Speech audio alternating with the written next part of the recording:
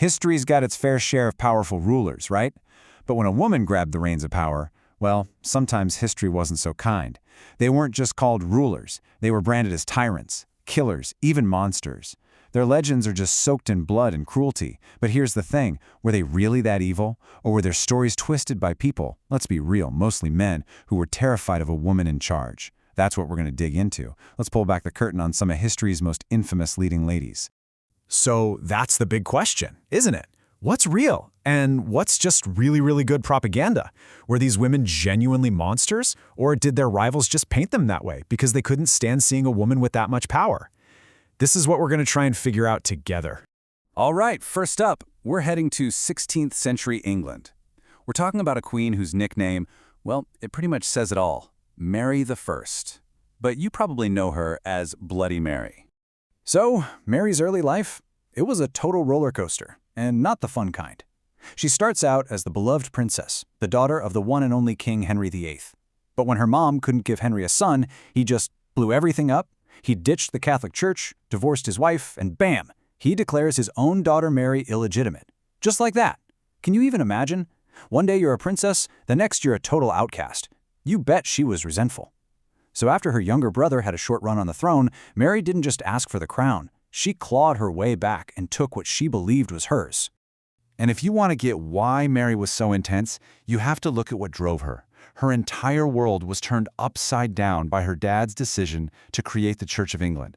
So when she finally got the crown, she had one mission, and one mission only: undo everything her father did. She was going to drag England, kicking and screaming if she had to, back to Catholicism. And let me tell you, she went after that goal with a fire, literally.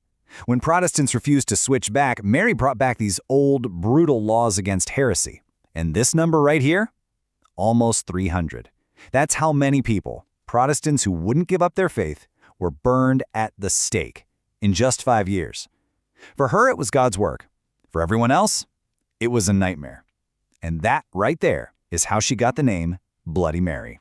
Okay, let's switch gears and continents. We're heading way back to 7th century China for a story that is, well, it's a lot messier.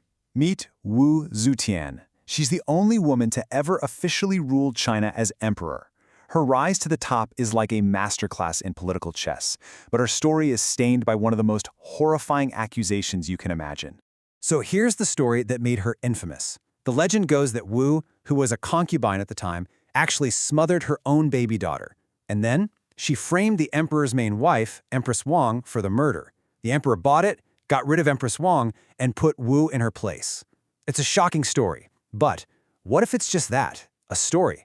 A lot of historians today think it was a total fabrication, basically a nasty smear campaign cooked up by male scholars who just couldn't handle the fact that a woman had played the game better than all of them and won the ultimate prize. And this is where things get really confusing. Because for all the rumors about how she got to the top, her actual time as ruler was kind of great. Seriously. It was peaceful, it was prosperous, she was a really good leader. She made the country stronger, made life better for the average person, and even pushed for more rights for women. So who was she? The ruthless baby killer or the brilliant leader? That's the puzzle of Wu Zetian. And history still hasn't figured it out. All right, so we've seen how propaganda can muddy the waters. Now let's go to 19th century Madagascar, to a queen whose cruelty is, well, a lot harder to argue with. Her name was Ranavalona I, but she's mostly known as Ranavalona the Cruel, and she earned that name.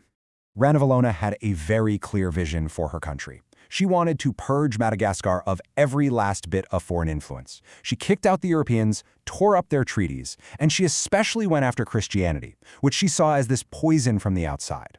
Her whole deal was Madagascar for Madagascans, and she enforced it with an iron fist. And to keep people in line, she brought back this traditional practice called the trial by ordeal. And trust me, it's as wild as it sounds. So, if you are accused of something, you are forced to swallow poison from something called a tangena nut. Oh, and also 3 pieces of chicken skin. Now, if you manage to vomit all 3 pieces of skin back up, congrats, you are innocent. If you didn't, or, if you just died from the poison, then you are guilty. I mean, what kind of justice system is that? The impact of her 33-year rule was just catastrophic. Between the executions, the brutal forced labor, and the diseases that ran wild in her isolated kingdom, the population of Madagascar just cratered. Look at this number. It's estimated that the population was cut in half. It dropped from about 5 million people down to 2.5 million. That's a mind-boggling level of devastation. Okay, for our last story, we're diving into something that feels less like a history lesson and more like a straight-up horror movie. Let's talk about Elizabeth Bathory, the 16th century Hungarian countess who earned the nickname the Blood Countess. Elizabeth Bathory was born into one of the most powerful families in Hungary. She had it all. But she's gone down in history for a very different reason. She's accused of being one of the most prolific serial killers ever. The stories that came out of her castle were pure nightmare fuel, all about her supposed obsession with torturing and killing young women. I'm not going to lie, the witness testimony from her trial is hard to read. People described her castle as a house of horrors. They said young girls were beaten so badly their skin would split. They were stuck with needles, stabbed, dragged outside in the middle of winter and doused with water so they'd freeze into ice statues. Even branded with red-hot pokers. It's almost too cruel to be real. But hold on, just like with Wu Zetian, there's a but. Some historians look at this and see a setup. They argue the whole thing might have been a big political conspiracy. Think about it. Bathory was an incredibly wealthy and powerful widow. She was also a Protestant in a very tense political climate. It's entirely possible that her enemies just made it all up to get their hands on her land and money.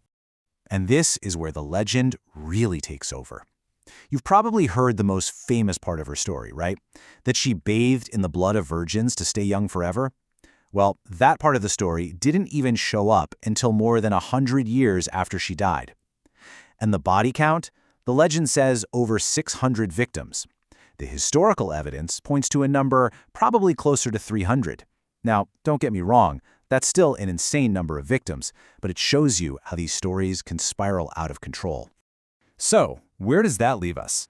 We've got a queen driven by religious fury, an empress who might have been the victim of the ultimate smear campaign, and a countess whose story became a full-blown horror legend. It really makes you wonder, doesn't it? When we look back at these infamous women, are we seeing the real person, or are we just reading the ghost stories written by the men who defeated them?